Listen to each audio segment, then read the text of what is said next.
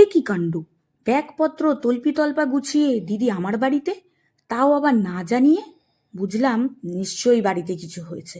উত্তরটাও সেরকমই পেলাম। এ তো খুবই চিন্তার বিষয়। পরে ব্যাগ খুলে তো অবাক।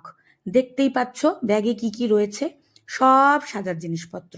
মানে দিদি আমার বাড়িতে সাজতে এসেছে, আমার সাথে মজা করছিল। একটা বিয়ে বাড়ি যাবে, কিন্তু দেখো কি কাণ্ড, হাতে নেল পলিশটুকুও পড়েনি।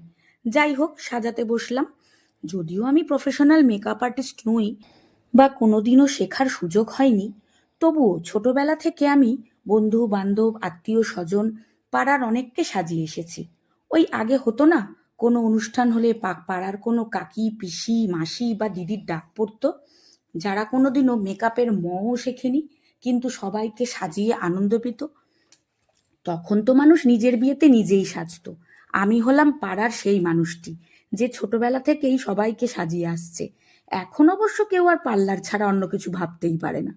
তবে আমার বোনেরা কিন্তু এখনো আমার কাছেই সাজতে আসে।